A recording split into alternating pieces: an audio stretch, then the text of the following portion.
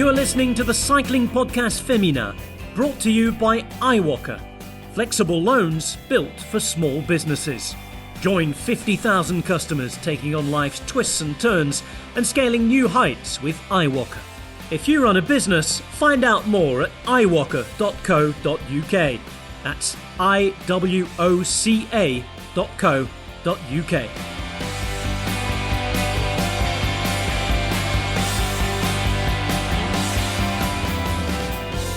Hello, my name's Richard Moore. I'm with Orla Chennaoui. Hello. And a bit of a delay there, Orla. Well, Do we have a delay on the line? I don't know. There was a delayed response to you. I thought, was I supposed to give more than a hello? Hello! Did you maybe expect more after I said your name? Yeah, I mean, to be perfectly honest, I thought it was... A list of achievements. Well, something, anything, a bit of love, a bit of appreciation. Former I don't know. All-Ireland triple jump record holder. And Rose Manley. Yes, woo. Woo woo. Well, how are you both? We're into May. We've made it to May. Yes, another month We've done. made it to May. Only just about. Only just about. We're all surviving, aren't we? Everyone's healthy, everyone's well, everyone's safe. Has to be the only thing that matters. Absolutely. And in this month's episode of the Cycling Podcast Féminin, we are turning our attention to the world's best female rider. She is the world's best female rider, isn't she? I don't think there can be any real debate about that, can there? You're asking for one. We're not debating it. Otherwise the whole episode falls down, so Yeah. Before we've even started. It's too late to change now. It's Annemiek van Vleuten, the world road race champion, former world time trial champion, 2 times. multiple winner. We'll hear from her. We'll hear from her coach, Louis Delahaije. We'll hear from a teammate. We'll hear from a rival. All in the course of this month's episode. What have you been up to otherwise, ladies, before we get into the subject of Annemiek van Vleuten? Oh man, my life is so un-broadcast worthy right now. I've been 24/7 parenting. That's it. Looking after the kids. You've had a dramatic bike crash. Oh, I have. I was going to keep that in the lowdown, but I have. Yeah, I was knocked off my bike by a scooter. That was pretty dramatic, but not a highlight, I wouldn't say, of my last week. No, I wasn't. I just asked what you've been up to, and or down to the ground. Yeah, I got knocked off my bike sideways by a hit and run scooter. But unfortunately for him, I've got his number plate, and I've got a meeting with a polizzi on Saturday. So whoever you are, I'm coming after you, Buster, with your smashed windscreen. If you're listening, pal, the egg timer is running. What about you, Rose? For you. Well, I feel like now I'm going to... Well, I don't know what I did last week, but this week I'm going to start planning some vigilante action down in Amsterdam, going after whoever this scooter driver is. That's my next plan. That would be quite exciting. Well, he smashed his windscreen. He shouldn't be that difficult to find, I reckon. Oh... This is going to be great. This is the kind of tension and drama that we've been lacking from not having any sport. It's like cereal. Yeah. Did you hurt yourself, Orla? Hugely, yes. I didn't break anything, miraculously. My body took the whole brunt of the fall, so my head didn't even touch the ground, I don't think. Obviously, I was wearing a helmet anyway. But yeah, huge bruise on my hip, my elbow. I've got a little tear in my lovely Castelli jacket. And I just felt winded and literally knocked over for, well, it's been a week now, pretty much most of the week. So whiplash, the works. Yeah. Have you been doing a bit of cycling? I have been. Well, the thing is, I'm doing a lot of recreational cycling because here, I've said before, but we are not only allowed out, we're encouraged out. We're encouraged to ride. This is like, I think it was the night after the Prime Minister gave his latest update on what the situation was. And one of the first things he said was, it's really important for the people of Netherlands. We've got to go out running. We've got to go out cycling. We've got to go out hiking. And I was like, yeah, Rotta, I'm with you, out of my bike. But I have actually been cycling quite a lot just for sanity more than anything else. I'm doing a lot of leisure riding with the kids. So I'm taking them out every day to try to find quiet places around the city or outside of the city for them to run around, and getting on my road bike whenever I can. So I've had quite a lovely I don't call it lockdown here, it's not a lockdown, but self-isolation period. It's not been too bad, but I haven't been back on my road bike obviously since then, unfortunately. But I did get straight back on my family bike the very next day, rode for an hour on that because I thought I'm not letting those what's a polite way of describing them? Those Hoodlums. I'm not letting those good. hoodlums win. Yeah. But Rose, you were saying what you're doing. I'm in a seaside lockdown and I have been for, several months. Well, yeah, probably is several months. It is. A couple of months. I think it's a couple of months now. I haven't been up to anything. Time just seems to float by, doesn't it? It just seems to just disappear and I don't feel like I've done anything at all. That's all I've got to say. Shall we move on?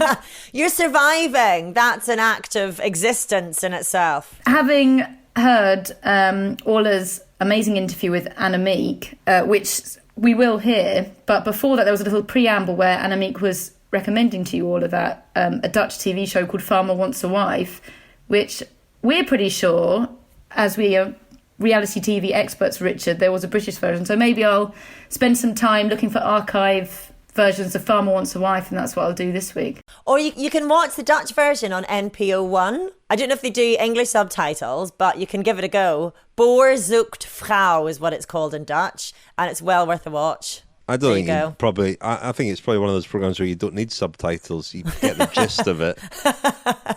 There's a lot of mooing, a lot of lovesick guys, yeah. You do get some programs, don't you, where it has subtitles like "Cattle says moo," or yeah. "Cow says moo." Even I don't know what you watch, but yeah, we'll take your word for it, Richard. Yeah. Anyway, enough about that. What have we got in? We're just going to do a very brief news roundup, aren't we? Because there are one or two stories that we should touch on before we get onto the subject of Annemiek van Vleuten. Yes, very brief news roundup, and once again, apologies for not being entirely upbeat, but we've got brilliant upbeat interviews to come. First of all, rather horrible news for Bigla-Katusha. Both their title sponsors have withdrawn funding. Bigla's been in the sport since 2005, of course. They've been a UCI top 10 squad since 2015. So sad and worrying news for the sport, I would say. The team management have asked the UCI for access to its bank guarantee to pay staff and riders for April. So the bank guarantee, if you don't know, is a percentage of the team's overall budget that's put into a blocked account when the team is registered. It's supposed to protect the riders' rights to be paid if the team doesn't comply with regulations. So they've applied for that. No word as yet whether the UCI will free that money up or not. Elsewhere, the UCI has come under a bit of criticism for initially at least leaving women off its seemingly exciting announcement about a potential new race calendar for the second half of the year. I mean, that announcement now looks a little bit premature anyway, but the UCI didn't include women's cycling when it put forward its proposed new racing schedule back in April and said that the women would have to wait until the 15th of May. The Cyclist Alliance then wrote an open letter to the UCI calling for them to engage with the TCA and its riders on any revised calendar, saying that the riders had yet to be consulted on anything to do with the corona discussions. The UCI have since said they are consulting on the matter, but with the CPA and UNIO, the Union of Teams, rather than the TCA. But I think they'll be happy enough if there's any rider consultation at all. And finally, the UCI Ethics Commission has found Healthmate Cycle Live team manager Patrick Van Hansen guilty of violations of its code of ethics. That's the multiple complaint abuse case that began over a year ago, and sanctions against Van Hansen are now being considered. Well, Orla, you mentioned the sad news about Bigla-Katusha. I noticed tonight, actually, they've launched a crowdfunding appeal as well to keep the team going in 2020. And Lizzy Banks, of course, is a Bigla-Katusha rider, also presents Service Course for the Cycling Podcast. We'll hear from her a bit later on about Annemiek van Vleuten, but I also asked her, of course, about the news concerning her team. So, Lizzy, we got the news last week about the team and both main sponsors apparently pulling out. How did you hear about this news? Has this been brewing for a few weeks? So the team have actually been really good and they've kept us fully informed of the situation at all times. And so we already knew about the situation with Katusha, and then we were a little bit surprised to hear about the situation with Bigla. So we found out the day before the press release. And it was a bit of a shock. But to be honest, I think the team have been amazing and they've handled it so well. They have all paid all our salaries fully up till now, and they have every intention to try and keep paying our salaries. They have created an action plan to unlock the UCI bank guarantee, to enable them to keep paying the salaries and also to have enough money put aside so that once the racing does resume, the team is able to transport the riders and pay for the hotels and things like that. And you published a letter as a team over the weekend, which was very, very impressive and powerful. And it showed a sort of togetherness. There's obviously among you riders a determination to keep the band together. Yeah, absolutely. I think the letter was quite indicative of the way we race. You know, we race as a team and we are in this together. We have a fantastic group of riders this year, and we proved that in the races that we've had. We've had very few races this season, but the team has already accumulated 4 wins, a few more podiums, and I think we've been top 10 in every race we've done. So I mean, if that doesn't speak volumes about the quality of the team and the fact that we punch above our weight, then I'm not quite sure what does. I mean, it's hard enough at the moment for riders to, train and keep their motivation.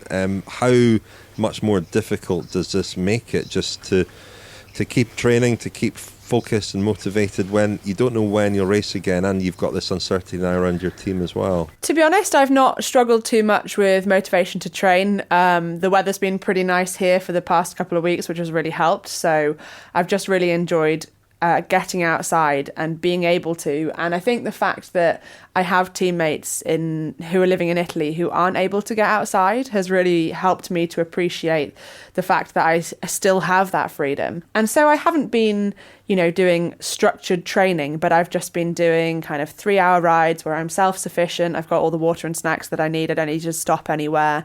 And I've been riding, quite hard, but without the structure and kind of the mental intensity behind that rigidity of training. So yeah, really, I've not really struggled so far. I mean, of course we all have good days and bad days, but right now, if you have a day off, don't worry about it. I mean, from social media, Lizzy, dare I say, it looks like you've been having quite a lot of fun.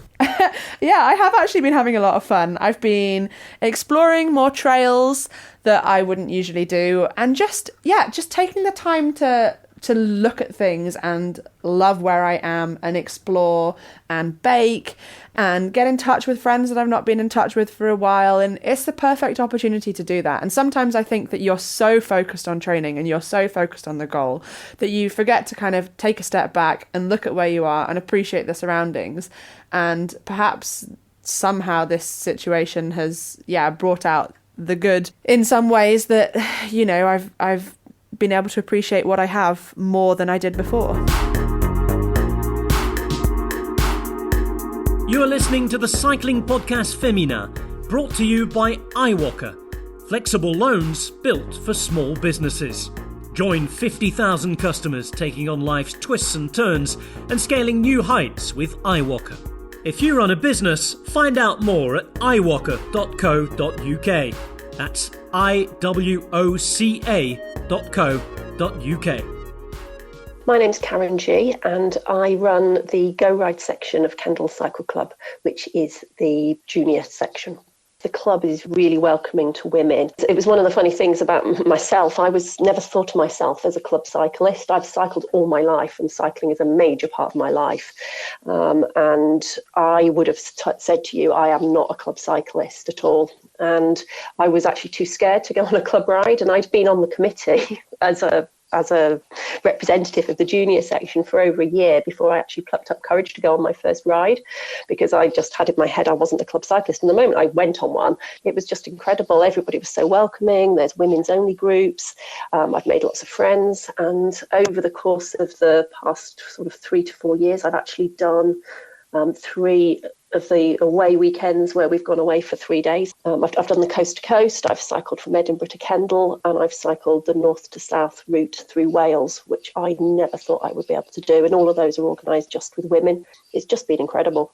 Thank you very much indeed to our headline sponsor, iwoca. Very grateful to them for their support of the Cycling Podcast and the Cycling Podcast Féminin. We heard there from Karen G, a member of the Kendal Cycle Club, which iwoca also supports. So very grateful to them for their support and their support of cycling initiatives and their main business, which is supporting businesses, of course. So iwoca, have a look at them at iwoca iwoca. Now, this month's episode is a bit of a special on Annemiek van Vleuten, the best female rider in the world. And I thought I'd just rattle through some of her achievements because, she's been around for a long time, and we tend to think that her performance at the Olympic road race in 2016 was a sort of revelatory performance and divide her career into before and after Rio. Arguably, she would and should have won the gold medal in Rio. She was away and looking pretty good for that win, when she had a horrible, really sickening crash on the descent, and a lot of people watching that feared the worst. She was back a month later winning again, so it didn't really seem to break her stride an awful lot. But let's go right back to the beginning, because she came to the sport pretty late. I think you're going to mention that, Rose. Her early results tended to be in prologue time trials, actually. She was third in the prologue in 2008 at the Tour Féminin en Limousin, behind Ellen van Dijk and Edvig Patel, who we had on the podcast a year or so ago, didn't we, Orla? And she kind of came, although she came to the sport quite late, she kind of hit the ground running. In 2010, I noticed that she raced 69 days, which is quite a lot of racing. And she had 3 pretty big wins that year. She won a stage at Bira, she won a stage at La Route de France, and she was first overall there. That was a huge win. She also won the Ronde van Drenthe ahead of, big names. Teutenberg, Wield, Vos and Johansson were behind her in that race. 2011, she won the Tour of Flanders, of course, after finishing third at Binda. She also won at Vargarda and Plouay, so that was a successful year for her. 2014, she won the prologue and stage 3 at the Giro Rosa, and she was 8th overall, probably the first indication that she might have potential in a stage race like that. 2015, she was second at Flèche Wallonne. She won 3 prologue time trials that year and was second in the other prologue time trials, so really quite dominant in short time trials. 2016, of course, the Olympic Games was the most notable performance, but a month later she won the Lotto Belgium Tour, including the prologue and the final road stage. 2017, she was third at the Giro Rosa behind Anna van der Breggen and Elisa Longo Borghini. She won La Course by Le Tour de France. In 2018, she won the Giro Rosa, and completing that sort of transformation into a stage race rider and a climber. And she was also first at La Course again, a one-day race this time, with a really thrilling finish where she caught Anna van der Breggen in the closing couple of metres, really.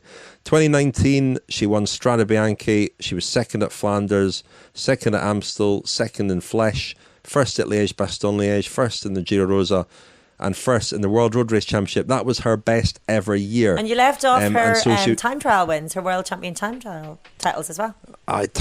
Yeah, I did, actually. Richard Moore, Mr. Pro Cycling Stats there. Yeah, I've been spending an enjoyable day browsing Pro Cycling Stats. But I thought it was quite interesting to just go back and look, because, as I say, there is this perception that she underwent some kind of transformation around about the time of the Rio Olympics. But it's really been a far more gradual process than that. And we'll hear from her coach a little bit later, and he, offers some insight into that evolution of Annemiek van Vleuten, the athlete. But we were going to just, each of us, share a memory or an impression of Annemiek van Vleuten before we go into these interviews. And I suppose mine is from the 2017 La Course, which was a 2-day race, a summit finish on the Izoard, and then 2 days later a time trial in Marseille. She won both, and in Marseille I went to interview her for the Cycling Podcast Féminin and found her quite difficult to interview. She was quite wary, quite guarded, and not all that forthcoming. So I that was my kind of early impression of her, really, I suppose. The following year, 2018, La Course was another impression, just because I suppose the exuberance of the finish, as much as anything, it was a phenomenal race, actually, and a great finish. And sort of, I had her in my mind as a kind of quite serious rider, but there was a real sort of sense of joy I thought that she got out of winning that race, partly maybe because she beat her great rival Anna van der Breggen. She might not like that, but that's maybe part of it. But also just the thrilling nature of it. It was so close.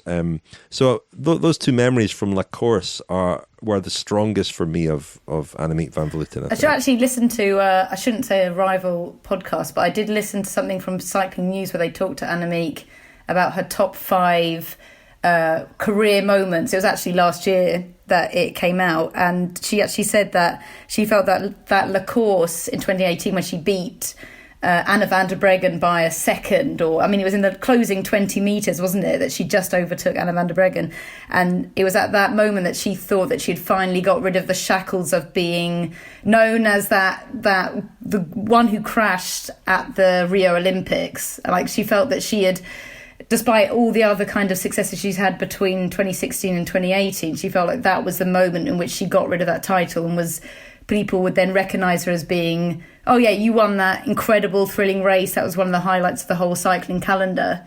And so that is probably some of that joy came from that kind of moment as well. But I think that it's interesting because, with time trialists and with riders who win on their own a lot, which she has been, you don't often get that the sheer joy that comes with when you see in sprinters, where the win is in doubt until the final few meters, and then you get this explosion of euphoria at the end, and you don't often get that with riders of that type who win, either in a time trial or on their own. But what's interesting, again, going right back to the start, is that she won races in sprints back then. I mean, she still can, but she's so strong now that she can often just win on her own, which is obviously preferable. But, her Tour of Flanders win, for example, way back in 2011 was a small group sprint. So she certainly can do that. And that La Course in 2018 though really did stand out for me among her more recent wins. What about you too? Well, I was just going to say, sorry, just talking about that joy, that's the reason I'm so glad we're doing this special on Annemiek van Vleuten, and we've had the chance to talk to her, is just speaking to her, it's that sense of joy and love of the sport that I think people might be surprised by a little bit when they hear the interview that's to come, because I've seen that come across on Dutch television, for example, but it's not a side of Annemiek van Vleuten that we often get in the English-speaking press, and I think that's partly because most of our interviews are done either just before or just after a race. And I think for me, one of the moments that stood out with Van Vleuten was after the 2019 Tour of Flanders when she finished second. And we were in the mix zone at the end. I think, Rose, we were together. And she gave a huge smile and a wave and just said, "Oh, I listen to the podcast all the time. I love it."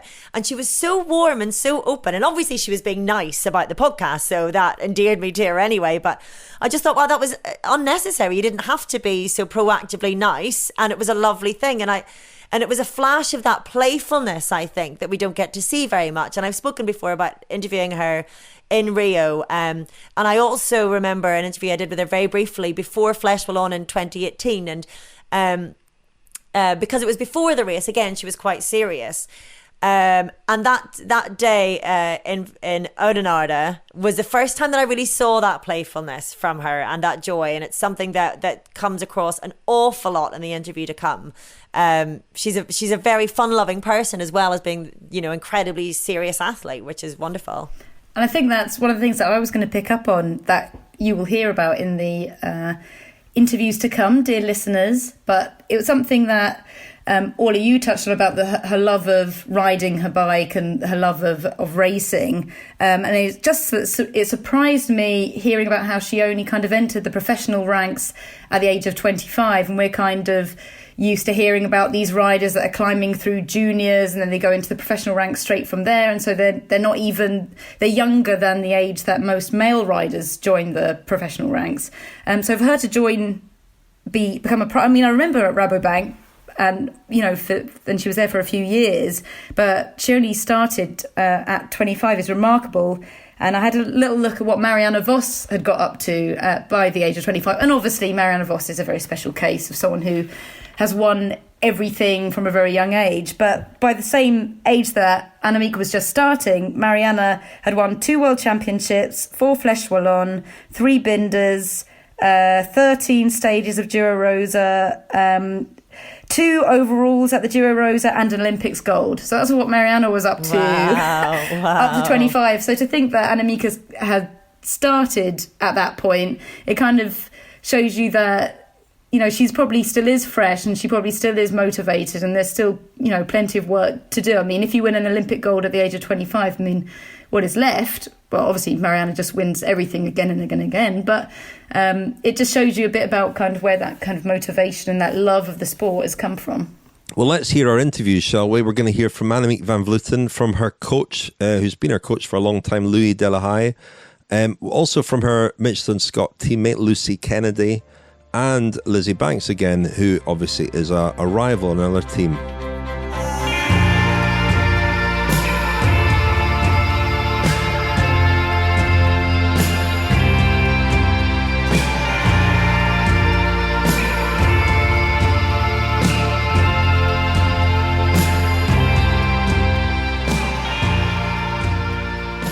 When did you begin working with Annemiek van Vleuten? It was 2012, I think, when Rabobank got a women's team.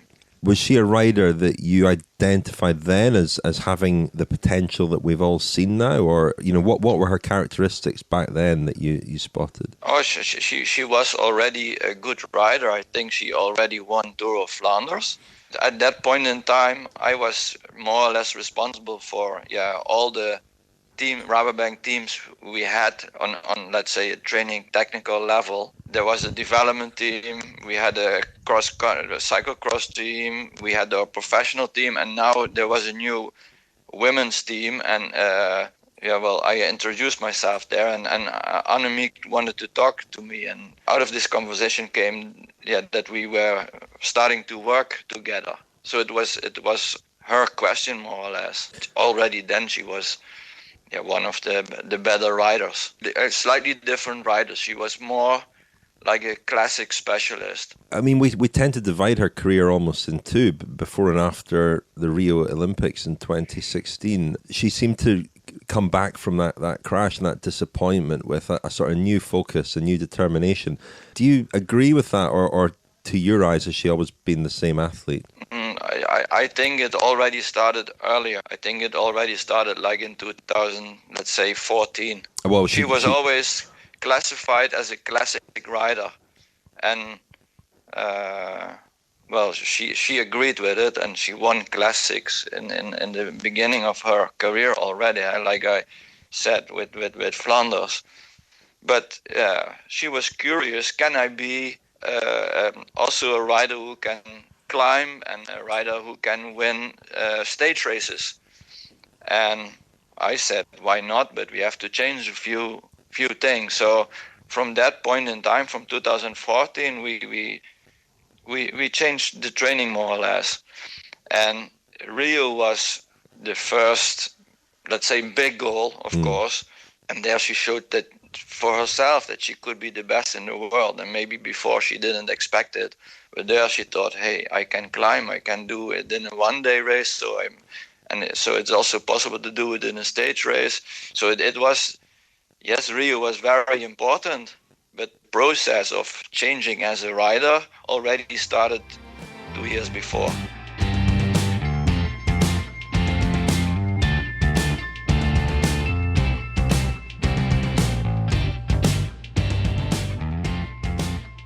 You completed your degree, you seem to have enjoyed student life, and you qualified, am I right, with a master's in epidemiology?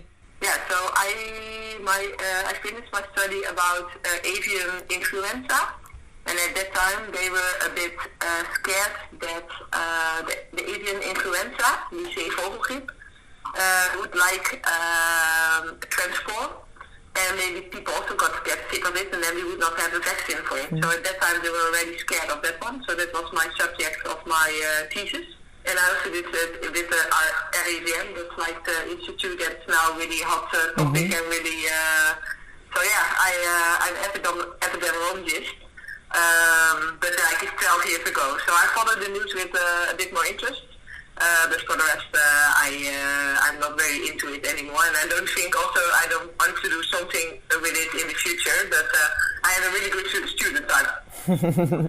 So yeah, I mean, by your own admission, you enjoyed student life. You enjoyed the fun, the youth, the partying, I guess, that came with it. So when did you decide that bike racing was for you and that you weren't going to continue along the epidemiology route? Yeah, so I was before I was always playing soccer, and I really liked soccer. And the main thing, and I still miss it sometimes, is the team feeling you have in soccer. So I had a really great team, and I really loved the fun in the dressing room. Yeah, just to play out there like on the field with 11 girls. I really loved that. But I had to say goodbye to the soccer because I got injured on my knee. And then actually, I never thought about riding a bike myself because I really loved the sport already, but I never thought that I could ride, like be a cyclist. I never thought about that option, but actually the doctor told me that I had to ride a bike. And in combination with being a little bit overweight from all the student beers and kilos I gained, I'm like, I need a little bit balance and I need to stay fit and do a little bit of sport. So that was actually what I got me into cycling. But at first I was really like, I didn't know. My family was always on the bike, but I didn't like it. I didn't realise that. So what age were you then when you started properly racing, when you I guess, had your first race licence? Yeah, I bought my first second-handed bike in 2005. And in 2007 I had my first year with some races in the Netherlands. And then in 2008 I joined the UCI team. So 2007 you started racing, what, you were 25, is that right? 2007 I was, oh my god, 13 years ago, so 24. 24. I mean, that would be considered quite late these days, wouldn't it, in professional cycling? Do you think that's maybe part of the reason that you're still so successful? You're relatively fresh, I guess, because you started racing quite late compared to maybe someone now who might start at 15, 17, something like that? Oh yeah, I'm sure that this is the secret why I'm still so motivated, and I'm also very, intrinsic motivation, so I never did it because my parents wanted me to ride a bike. It's just like something, I just have the motivation to get the best out of myself, and it's also the reason I think why I still improve. Because I started so late, so that gives me the opportunity to still improve, and that's why I'm speaking a little bit later, and that keeps me still very hungry to continue, because me and Louis, my coach, haven't found the top yet, I think, because I improve still every year, and every year we think like, this is it, this is the top. Yeah, we discover some new points to work on and some new things to improve, and It's one of the reasons is because I started so late that my peak is a little bit later. I want to ask you about Louis in a little bit. We spoke to him about you for the podcast, and he said some wonderful things. But I want to take you back to Tour of Flanders in 2011, because considering that you only had joined your first UCI Pro team in 2008. To then win Flanders in 2011, I was watching back the Sporza interview with you after the race win, and the interviewer said, did you dare believe last night that you would be the Tour of Flanders winner today? And you just said, yeah. And you didn't expect an answer. Yeah. Yeah. Where did that confidence come from? How did you know? I mean, 3 years of racing is quite long enough, I guess. But, I mean, that was a big race win. That was, I guess, your marker on the international scene, really, wasn't it? Yeah, but I surprised myself already a little bit before. Except for in Trofea, didn't I? I remember that I became third. And that was already a really breakthrough thing for me, because I was never a really good climber. And then I could suddenly keep up with Emma Pooley, which was a really good climber. So I surprised myself there already. But yeah, for sure the people from the Belgian television didn't follow the results of Trofea Binda.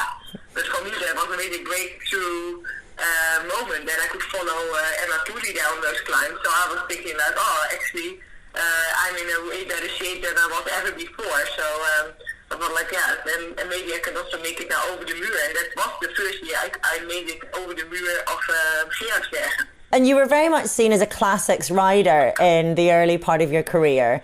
How would you describe yourself now? Would you call yourself a climber, an all-rounder? How would you classify yourself?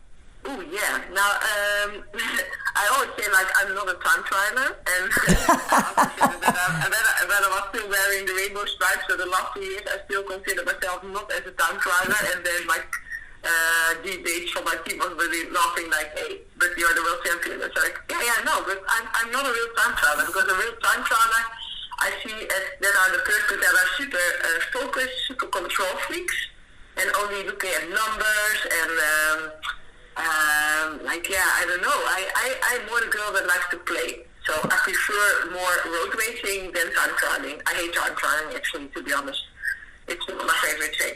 And I don't mind the training for the time trial, so that's another thing. But yeah, the suffering and like also like I'm not really a control freak, so I'm not looking all the time to my numbers. I like more to train out, to go with my feeling. Actually, Louis also teach me that, to go more with feeling. So yeah, I think I'm a bit more all-rounder, and also I think I'm more a one-day racer than a stage racer. So I like to target the Giro Rosa, but I like more to just race one-day races, because then I can just race with my heart.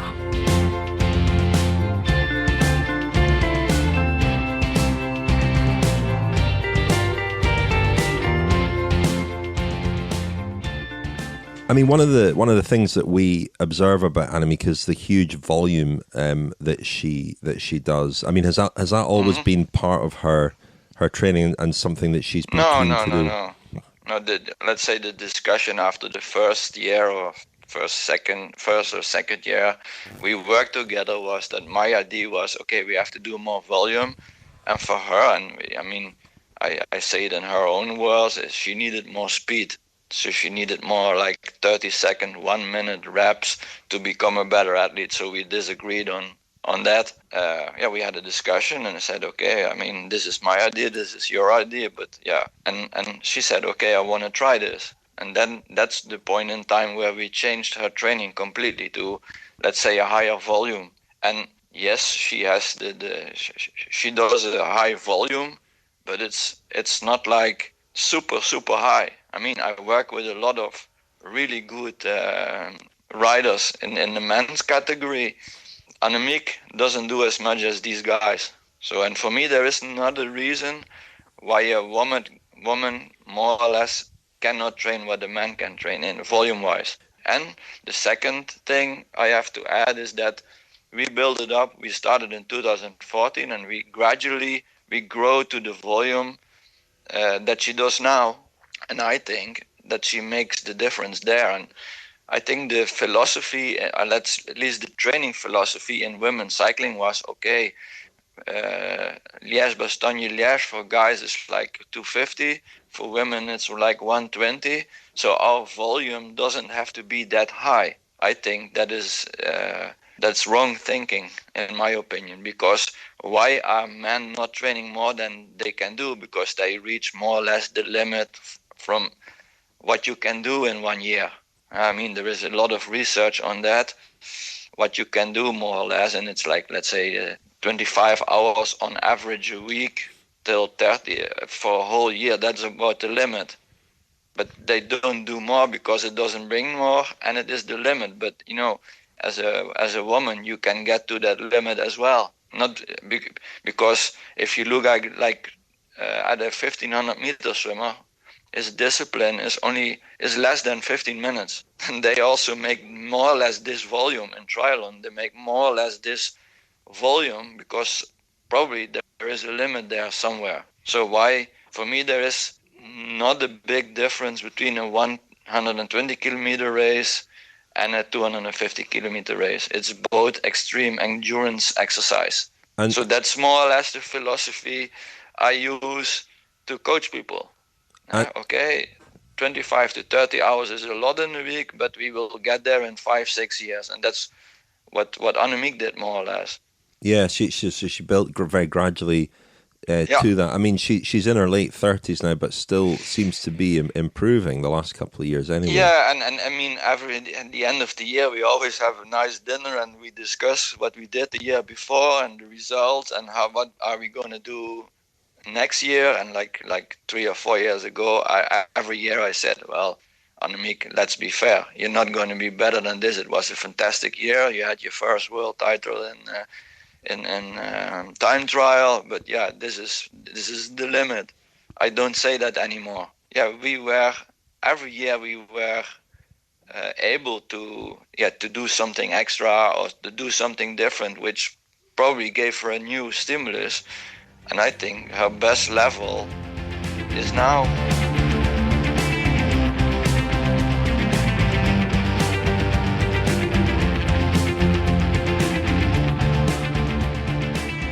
Do you know what's really funny, Annemiek?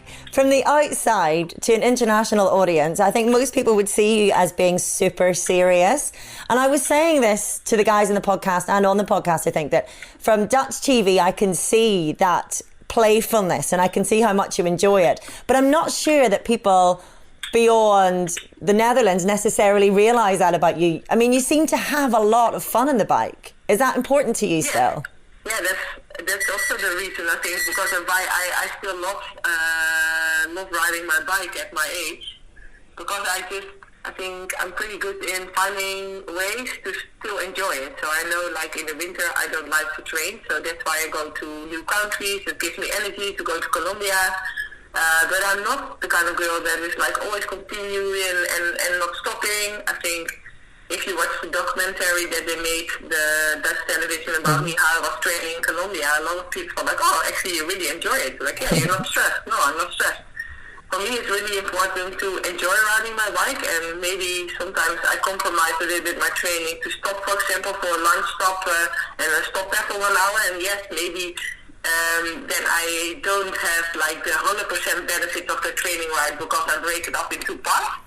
But if that a way to keep me mentally healthy and happy, then that's the key for me to still enjoy it and still continue. And so I'm not a machine, I think.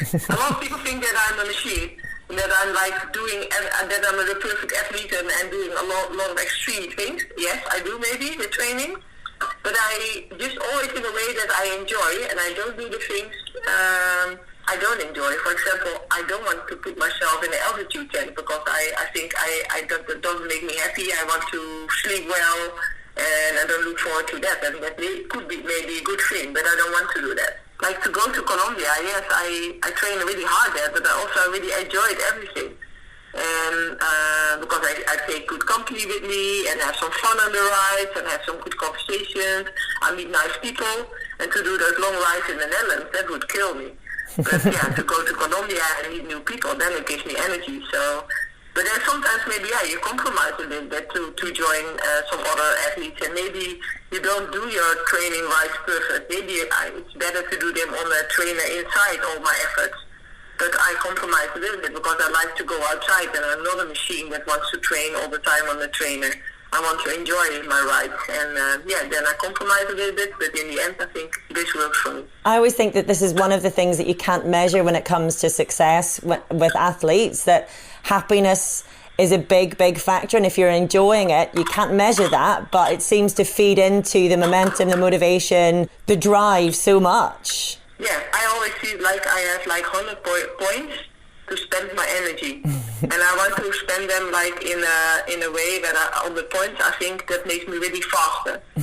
So I don't want to spend too much all kind of details that maybe can help me, but also make me mentally really tired to focus on 100 things. So I try to put my energy in some stuff that really makes me faster. And I also accept, on the other hand, that I'm not maybe the perfect athlete. For example, I go a lot of times way too late to bed because I'm just a night owl. And I always thought like to be world champion, you need to be like perfect athlete. I can say I'm not a perfect athlete, and I accepted it. But it makes me more happy just to have a little bit more relaxed schedule, and I'm not a really strict person. It just doesn't suit me. So I just accepted myself, and it works for me. Chut, chute à l'arrière du peloton, Cycling Podcast team car at the back of the pack, please. That's the voice of Seb Piquet interrupting this month's episode of the Cycling Podcast Féminin to remind me to tell you that it is sponsored by Stitch Fix. Stitch Fix is an online personal styling service for men and women, where an expert stylist picks clothes just for you based on your taste, size and price preferences and sends them straight to your door. It's perfect if you want to discover something new or if you don't like clothes shopping. Well, traditional clothes shopping isn't actually an option for any of us at the moment, but Stitch Fix are here to help you treat yourself without needing to leave the house. Stitch Fix personal stylists, who all work safely from home, of course, are ready to select you 5 surprise items to hopefully put a smile on your face. How does it work? Well, it's easy and actually really fun. You go to Stitch Fix's website and complete a style profile about your clothing preferences, shapes, sizes and what you like to wear.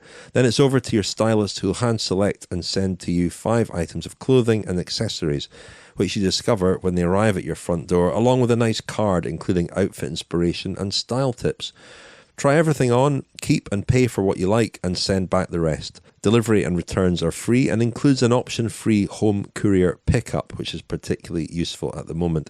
Stitch Fix have also extended their try-on window from 1 week to 6 weeks, so you've got extra time to send anything back, which again is very handy at the moment. And the best bit, you pay just £10 for your stylist time, which is redeemable against anything that you keep. If you fancy giving yourself a treat, then go and get started with Stitch Fix. Go to stitchfix.co.uk/cycling right now. That's stitchfix.co.uk/cycling.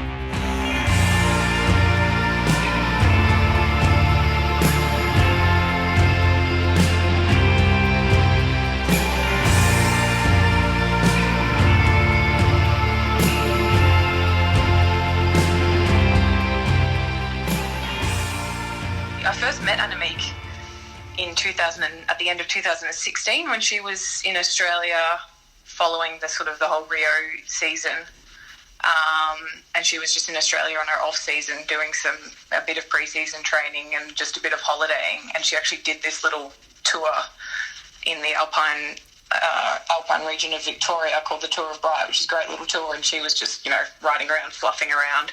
So I met her there, and from then it was like she was instantly this sort of mentor. I actually won that tour, and she was just amazingly supportive and friendly, and from then on I kind of really looked up to her. To think then that I would actually be a teammate of her in only a couple of years' time I wouldn't have believed that if you told me that. But that's actually where our relationship started, and I've looked up to her ever since then. So to then be riding with her and for her a couple of years later was pretty unreal.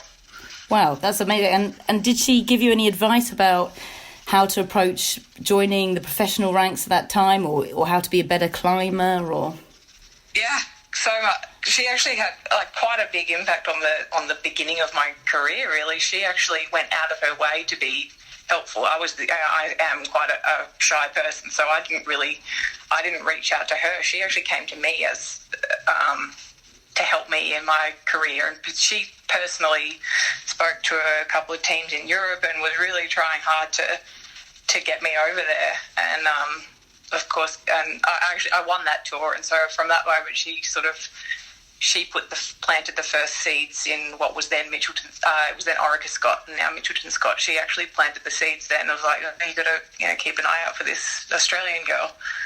Wow. So yeah, she played a really, really important part in my progression from domestic racing to international. Yeah. That's amazing. I think people often get kind of an impression, from doing kind of press interviews with Annemiek, that she's kind of a no-nonsense, very direct person. But clearly she's, behind that, she's a much, more kind of generous person. Would you say that's the case? Oh, yeah. She's incredibly generous with her time and her knowledge and with anyone. I was just this, unknown Australian cyclist, and she approached me and chatted to me and wanted to know my story and what my goals were, and offered lots of advice. But you see it, we'll be out for before a race we'll be out doing a recon or just out for a training ride as a team, and she, will often be waiting for her because she sees someone that she knows from, like her neighbour's best friend's aunts. She just wants to talk to everyone. She's really, really generous with her time and wants to know everyone's story, and she just really loves the cycling community. And how does that work when, you've been with her for both of her Giro Rosa wins? Does she take on that kind of leadership role as well as being kind of one of the star riders? Yeah, I think when it's a race that she's particularly focused on, that's the target of her season, she does, her focus is, it's something else. Yeah. So it's probably they're probably a slight exception where she really goes into full race mode and she's not so much into the joking around. And but in those scenarios, she's just the sort of epitome of professionalism, and it's quite remarkable just how focused she can be, and every little thing is done to perfection. You see the different phases of her throughout the season and different races, and she's got this ability to, I don't think anyone could maintain that level of focus all the year, and it wouldn't be the same, if you need to have that sort of flow of different levels of focus, and she does that really well. When we see her training on Instagram and things like that, it's so precise and it's so detailed, it's so much as well. Do you think that's something that she's kind of pioneered? Is that something that you as a teammate and maybe the other riders in the peloton kind of look up to or try and emulate in some way? I don't think we try and emulate it. As in the quantity. The focus, yes. I think she's really unique though in the way that she can train. She's obviously, she has pioneered that way of training for herself, and it obviously works for her, and she can handle it and thrives on it. But I don't think there are too many women, there are no other women training the way that she does now, and I'm not sure that I'm quite sure I couldn't handle the kind of volume that she does. She's found this way over a number of years that works for her incredibly well, and it's, I wouldn't say I try to emulate it, but I've got a lot of respect for it, and it does make you think about, the different ways of training and finding that way that works best for you.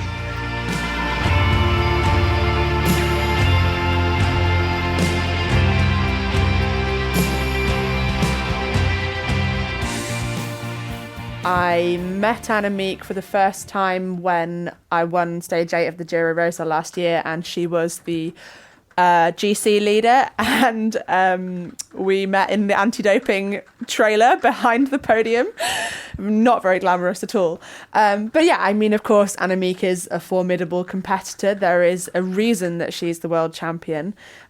She's an incredibly talented bike rider, but it's much more than talent. She trains incredibly hard. I'd go as far as to say that she probably trains harder than anybody else in the women's peloton. And I think that's quite interesting because, there are lots of fantastic cyclists, and the way Annemiek trains is very well known for being, a lot more hours than a lot of people train. But it doesn't necessarily mean that it's the right thing to do for everybody. Lizzy Deignan is also very well known for saying that she barely ever does a 5-hour ride over winter, and that actually long rides just make her tired. So I think it's a really important balance that young riders especially know that a lot of hours isn't the only way to get fit. So for me personally, I like a balance of shorter training and longer training. I know that for me, overtraining and kind of a really high load of training, the kind of thing Annemiek does, but not quite as much, I know that that's actually hugely beneficial for me. But I have to balance that with adequate rest. And if I don't take enough rest, then I just screw myself.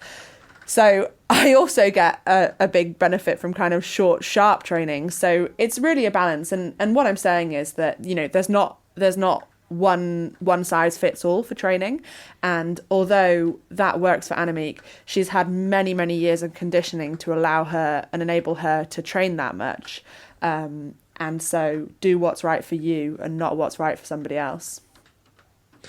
It's interesting that you say that kind of reputation precedes her, and I suppose we've become more aware of it, and there's, we've seen the kind of the films released by the team about her training with the men's team and so on, but it's become part of the Annemiek van Vleuten mystique, or the brand, if you like. Is that a weapon that she has? I mean, the fact that it's so known that she trains so hard, and that, on the start line, she's got that, if nothing else, the fact that, her competitors know that she's trained extremely hard.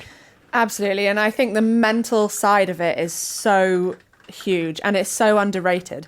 And the thing is, if you come to the start line and you see Annemiek in the rainbow bands and you think there's no way I can beat her, then already you're racing for second place. You have to come with an attitude that everybody is beatable. And it's true, because everybody has their weakness. Like I said, Annemiek is a fantastic athlete and she's clearly one of the best in the world, but she will have bad days. She will have misfortune. Or maybe you'll have a super day. You need to go in there with the attitude that you can be the best, that you can come in first place. And if you don't have that attitude, then you don't have a chance in winning.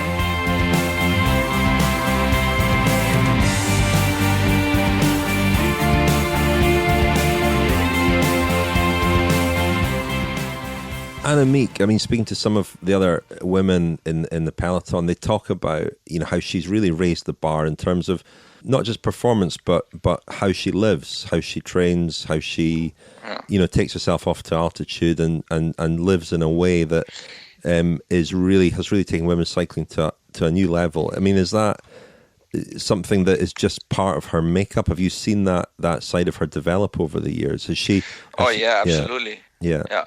But the funny thing is, she does what she likes to do. She enjoys, almost every day. It is not like she is suffering a lot because she has to train 25 hours or 30 hours a week. She's not suffering a lot because she has to stay by herself on a mountain for altitude training. This is what she likes to do. She was in Colombia 2 times. She came back after the first time. She was 1 month there in, it was December. And she said, I had holiday. I come back. I did an awful lot of training, but I had the idea, it feels like holiday.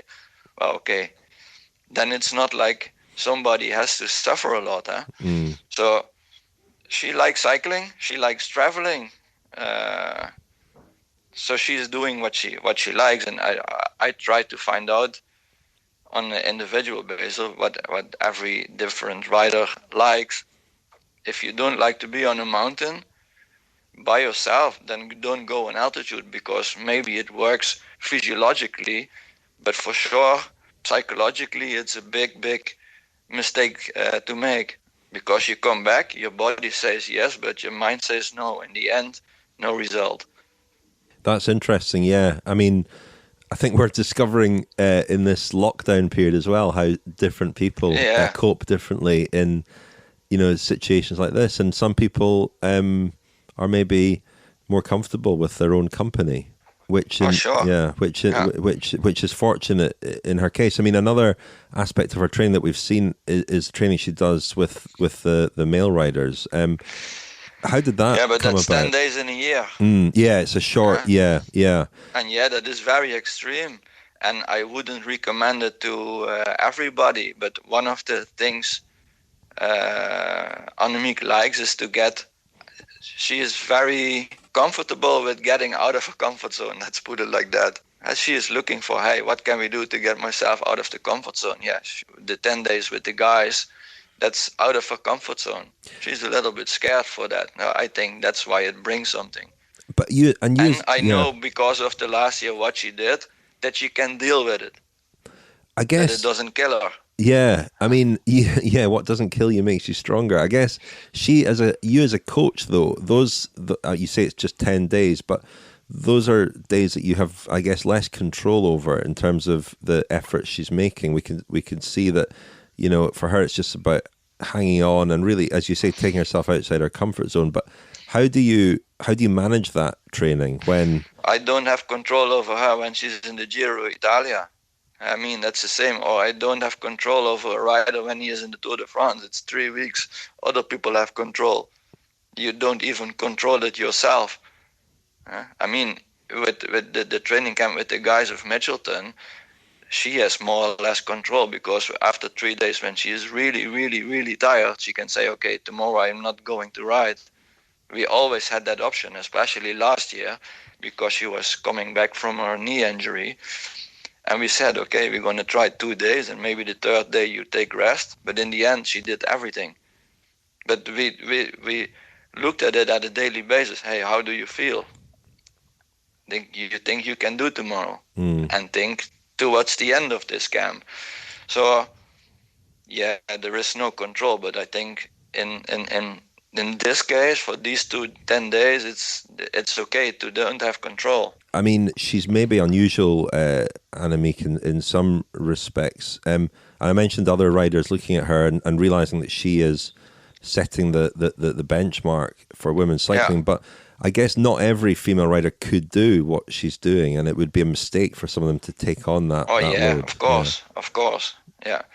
No, I mean, the fact that what Annemiek is doing now, and again, I say it, I coached a lot of guys who did a lot more than Annemiek did at her max.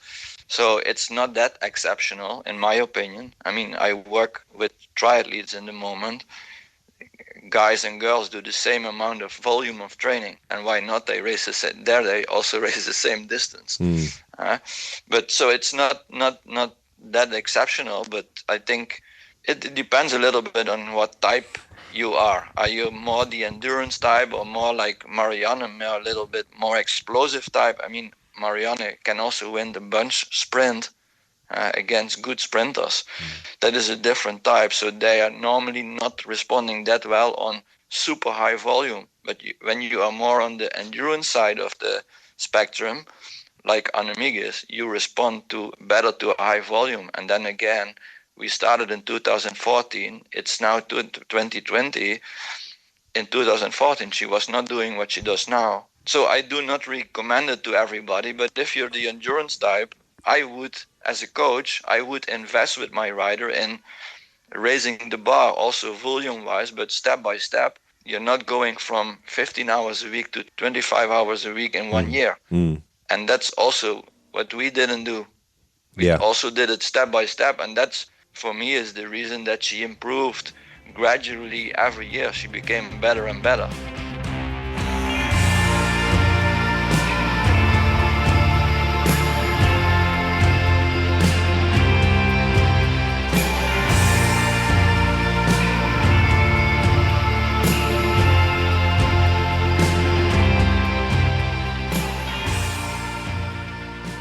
A lot is made of the Annemiek pre-2016 and that horrific crash at the Olympic Games, and the Annemiek van Vleuten afterwards. Now, your trainer, Louis, who you've mentioned, said that transformation in terms of results and what kind of rider you actually started quite a bit earlier in 2014 when you changed your training. So talk us through that. The start and my transformation as a different rider started with when we went to Brazil, to Rio, to see the course in the Olympic Games. And it was in November 2016, I remember it very well. And I saw the course there, and I thought like, if I want to be selected for the Olympic Games next year, I need to improve my climbing abilities, otherwise I will not even be selected. And at that time I was not thinking about winning the Olympic Games, I was just thinking like be really the best domestique I want to be for the team.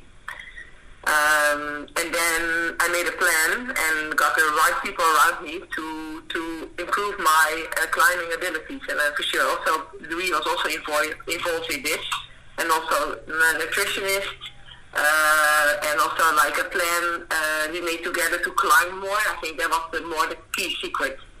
And then I found in 2016 that I went more to altitude, and that result was also already in that I discovered for the first time that I could, for example, attack on the Kouwberg instead of being dropped on the Kouwberg.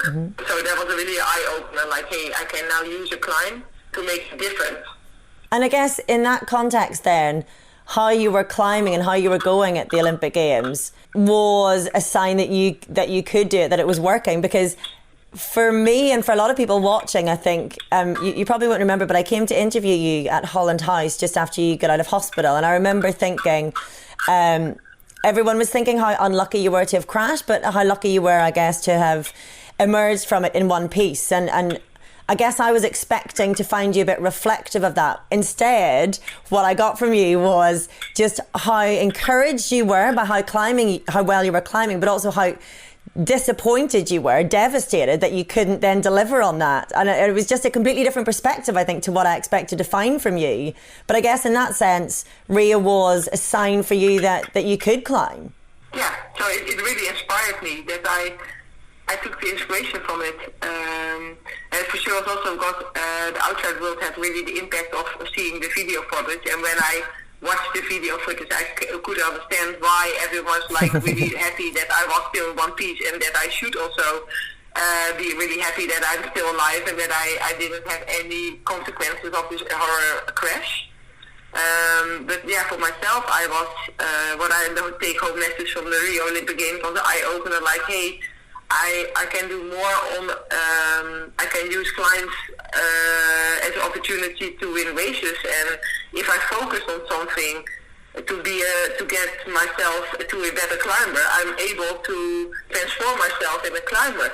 So it inspired me. Like, if I focus on something, I can show beautiful things. And maybe it didn't work out in the Rio Olympic Games, but then it will work out in the future. And I saw like it inspired me to set some new goals. So in that sense, was what happened in Rio, has it been fuel for you? Has it been a motivator for you in a way that maybe winning an Olympic gold might not have been? Or is that too simplistic, do you think? No, I don't think that would have been different, winning the gold medal or not. It would have inspired me in both ways. If I would have won the medal, it would have inspired me also, and I would have been also eye-opener, like, hey, I'm good in this. But then I would have had the reward already. So no, I don't think it would have made a difference. It was just the whole year was maybe an eye-opener for me that that I got myself into better climbing, and that there were more races for me to target on, and I could target different races. When Richard spoke to Louis, your trainer, he told him that you both sit down at the end of the year, you have a dinner, you sort of review what has happened last year and you look ahead to next year. And he said that he used to say to you, Annemiek, I don't think you're going to get better than this year. 2017, for example, you've become world time trial champion, you've won La Course, sorry, this is as good as it gets. And then, of course, you do the same next year and then you win the Giro Rosa as well. He says he stopped telling you that you're not going to get any better and that he believes you are as good as you've ever been. How good can you be, Annemiek? What more is there for you? Yeah, and every year, like, together with Louis, we stopped to say this to each other, because I think we started with this in 2016. We stopped telling each other, and I think, it must end somewhere, because I get older and older. And one of the parts is that I started really late, so that my peak, that I improved also a little bit on the older age, is because I started a bit later. But yeah, I surprised myself this year again, because I was confident that I got myself into a better shape than ever before in the spring classics. And usually I had always struggles to be good in the spring, but I was really confident that I was really good in spring. So yeah, still I see small details to improve on, and I still see them also now in this period with the coronavirus. I still see opportunities to get better and details to work on, or a tool that can help me to work on, or some material that gets me faster, or so it's still a journey to get the best out of myself. And as long as I'm on this journey to get the best out of myself, that's like my number one motivation. So the races are not motivating me, but it's really this journey together with Louis and the people around me that help me in my support network to get the best out of myself.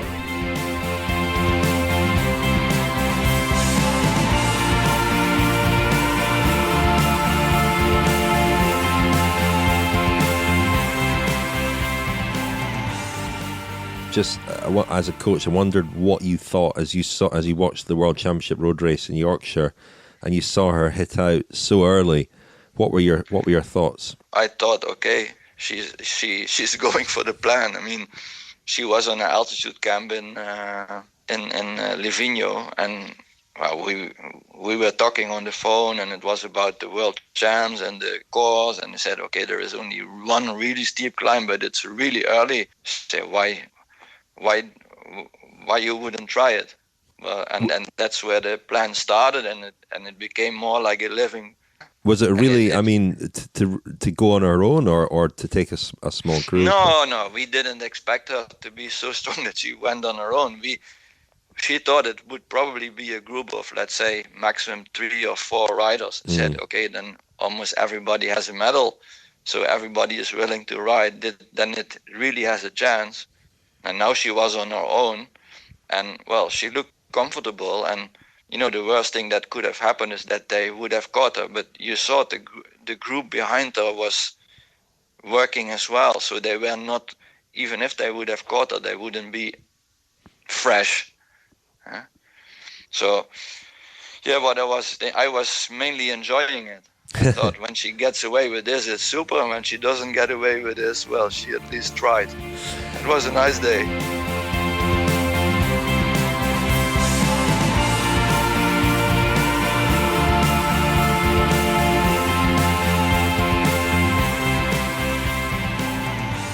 Do you feel like you need that Olympic gold then to, I guess, complete? I don't mean complete your career, as in that would be the end of your career, your retirement. But do you feel like you need to, when you look back on your career when it's all done, do you need that gold medal? Do you think to feel like, yep, I've done it all, or is it about becoming as good as you can be and seeing where that takes you?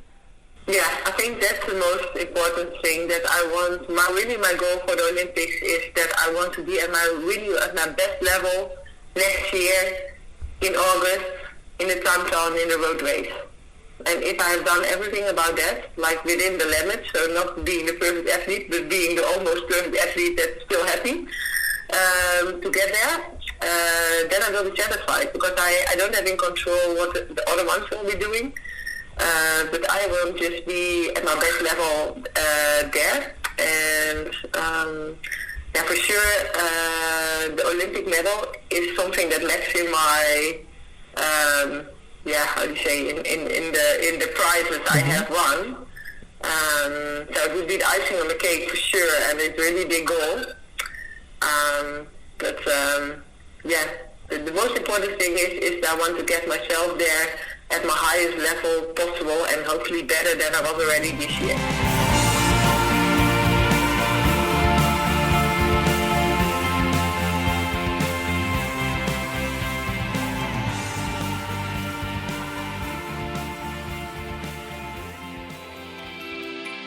The Cycling Podcast Féminin is supported by Science in Sport.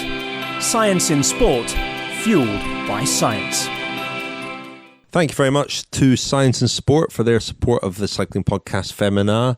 You can get 25% off with the code SISCP25 at scienceandsport.com. And I mentioned this on the other podcast, I've been enjoying the new Go Energy Bakes, which are basically cakes that you can take with you on your bike. They are, if bars can be a little bit too hard, a bit too difficult to chew, these are just crumbly, melt in your mouth cakes in various flavours. What's the take on eating them just as snacks? That's allowed, isn't it? I tend to. I have been doing a little bit. I've been doing a little bit of that. Well, it's giving you energy, isn't it? It's so. I mean, anything that takes any kind of exertion, you gotta fuel up for it. So, childcare, getting out of bed, any of it. It is food. It is food. So you can. Simple science, I've got them. Really. I've got them over there beside my bike set up in my office here. It's beside beside my turbo trainer. I've been snacking on those quite regularly, so that's been good. So check them out at scienceandsport.com, the Go Energy Bakes range. So it was good to hear, wasn't it, at length from Annemiek van Vleuten, from her coach, and from a couple of other riders, Lucy Kennedy and Lizzy Banks there. I mean, what were your takeaways from... I thought it was interesting what Louis Delahaije and Annemiek said about what came through was just how much she enjoys. She's in that kind of sweet spot, it seems to me, of really having found something that she loves to do and realising that the more she does it, the better she is at it. She's quite, I don't want to say unusual, but she's somebody, and it's not the case for everybody, but clearly she's got a physiology that means that she can handle a lot of volume, and then it has a beneficial effect on her. And fortunately enough, she does seem to enjoy that too. So, her enjoyment of what she does, I guess, was the thing that came through the loudest. That is apart from the beeping noise that was her oven. That came through quite loudly as well. Anyway, what did you think? Yeah. My standouts were, firstly, that both her and Louis think that there is even better to come. I absolutely love that, because we keep thinking, surely she's done everything she can. And we tend to think of her as being a little bit monastic, I think, that she lives this kind of perfectly... limited athlete's life where everything is based around performance and training, and clearly that's not the case. Enjoyment is a big part of it, but the fact that both her and Louis think that not only is she in the best shape of her life, but that there is more to come from it all, really sends shivers down my spine. I found that incredibly exciting. And also, the other thing for me was that, you alluded to it there, Richard, I think, maybe it's just me, I don't know if I've ever said it out loud, but I've often thought, right, okay, well, Annemiek has clearly taken training and professionalism to what we consider to be a new level, right? The simplistic question to come from that is, well, why isn't everybody else doing the same then? Like, why isn't everybody else following that training regime? Because it clearly works. But for Louis to say, he said, well, the volume he doesn't think is actually that extortionate, but that he wouldn't recommend it for everyone. That kind of training isn't for everyone. That was quite a standout for me as well, because obviously everyone is completely different and every athlete is completely different, but other athletes wouldn't get the same results necessarily from that same volume or from whatever combination of things that she does. And as you say, Richard, she enjoys all of this, going to Colombia and whatnot. So yeah, the altitude is a wonderful thing, but the fact that she's able to have fun and people are wanting to take selfies with her and everybody knows who she is, and that fuels her, I think, and motivates her in different ways. So, for me, that was the other standout, that it's not a blueprint for everybody else. It works for her, and it works phenomenally well for her, but there are reasons that others aren't necessarily copying. I was just inspired by the idea that you could be a kind of unhealthy, lazy, night owl, overweight student, and you can say that you hate time trialling and still win 2 World Championship time trials. So that just gives me hope that I could be successful in absolutely anything, even if I hated it.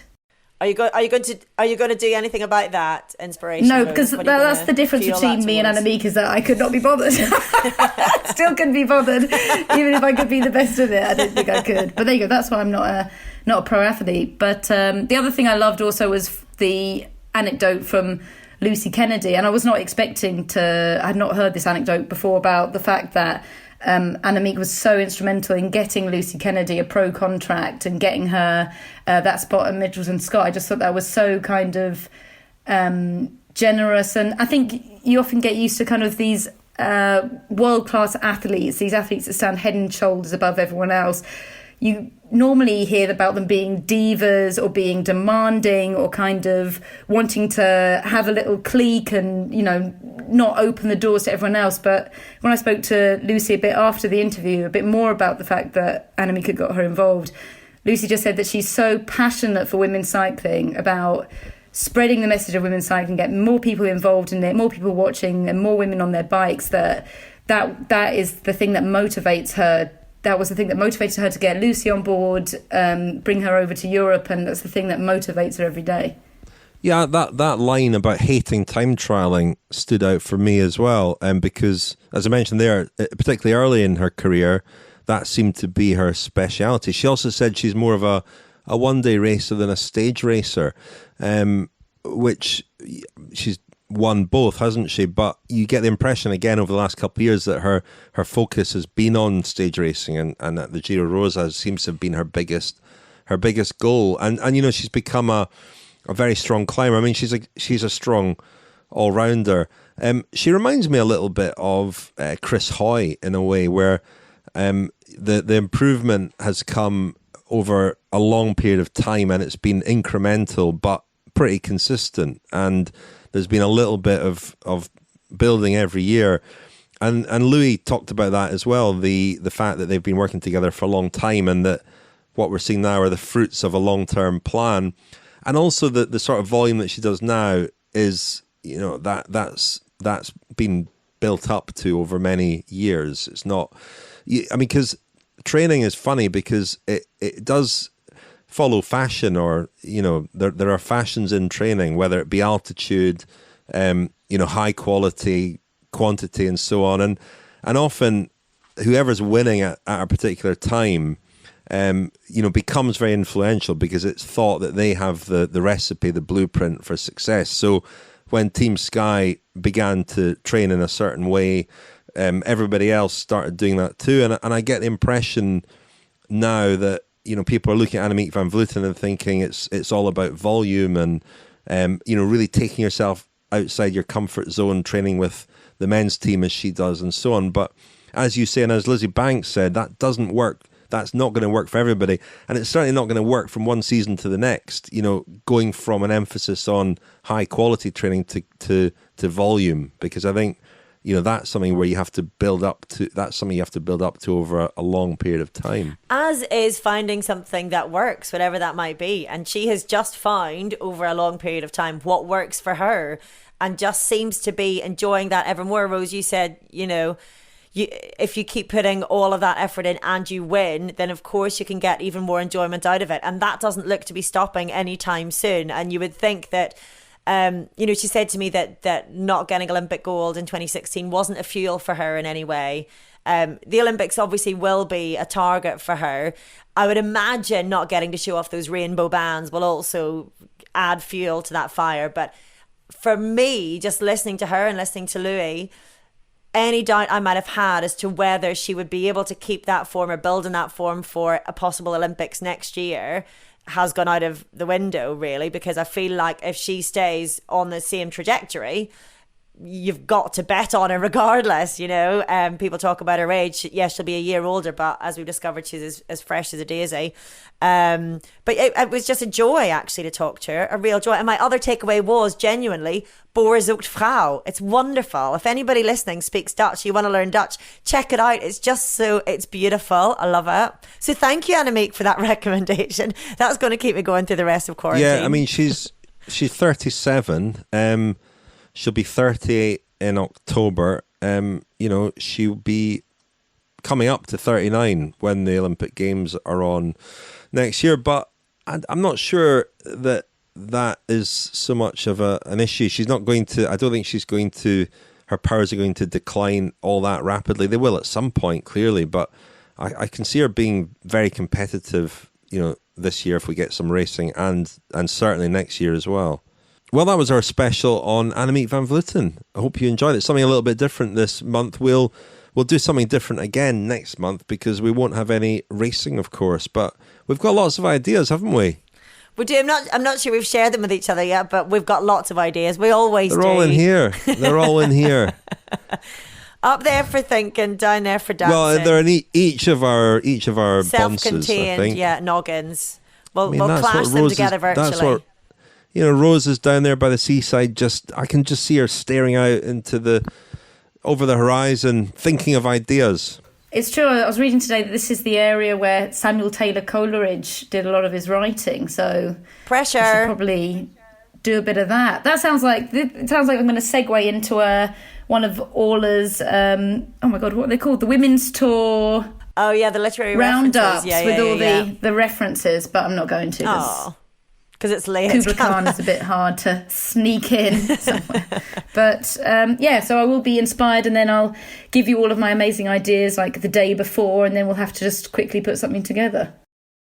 Well, we've got school restarting in a week and a half, so I've got no excuse for not having ideas by then. Although I may just sleep for a week, but once I wake up, I'm sure I'll be fully refreshed. The ride of the ancient I Marianne wondered why Vos. Richard went dead-eyed for a while there. Did you wonder that, Orla? He was Googling. I finished talking and I was thinking he's gone completely dead-eyed. To be honest, and then Rose, I realised it was just I didn't Googling. notice the difference.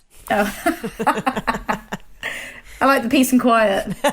I think the picture froze. The picture froze just as he had that gormless look on his face. It wasn't that he continued with that. Oh, well. Anyway, it was worth a try. It was worth a try. Anyway, well, good luck with everything. I hope you manage to stay on your bike, Orla, and get the kids off to school safely. We didn't find out what you've been up to, Richard, other than being on your turbo trainer and eating cake.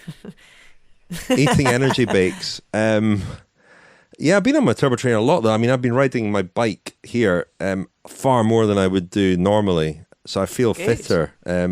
We've been doing weekly cycling podcast group rides on Zwift. We'll be using another platform again in the next couple of weeks for some group rides, and I have to say they've been really great fun. We do them on Sunday mornings, and not something I'd ever done before or even really considered, but it's really good fun. It's really good fun, not least because it's you win. You know. No, I was wondering not. who would do best, Certainly who does not. best on the podcast rides. I said rides, not races. Well, the fastest round the Innsbruck World Championship course, which of course we know well, Orla. It was Hannah Troop at the weekend. She went round even quicker than Lizzy Banks, but they weren't racing. Let's be clear. Nobody was racing, the only time I've least of attempted all any me. of that course was when I was pregnant on a higher bike. So I feel like I could at least beat my PB now. Yeah. If nothing else. yeah, I'm sure you could. We spent almost a week, didn't we, in Innsbruck, going around on the bikes. A little bit different doing it on Zwift, but great fun, really good fun. And yeah, it's sort of just having a time, a meeting time, is quite useful, because otherwise. Otherwise, when you can jump on it and go whenever you want, you tend to not bother or put it off, or things get in the way. So it's really good fun, actually. I really have enjoyed that. And I've been riding my bike a lot, and hopefully outside at some point. You can ride your bike outside here in the UK, but riding in London has never been my favourite thing. It might be quite nice now, though, if it's quite quiet. Yeah, it's still riding in a city, though, and I'm not a huge fan. I like to ride my bike in the countryside. I'm with ideally. you. I hear you. Yeah. Anyway, we'll gather again next month, which is just over a month away. Thanks for the time reference. I say that because we're right at the start we'll gather of next May, month, is what which I mean. last time I checked was about 4 weeks away. It's going to be just over a month away. So that will be June, yeah? Just so we're totally clear, that will be June. Will be early June. Excellent. Early June. It'll be just after our virtual Giro, which I'm sure all of you will be tuning into. Wonderful. Can't wait. In the meantime, thank you very much, Orla. Thank you very much. Thank you, Val. Thank you, Rose. Cheers, both.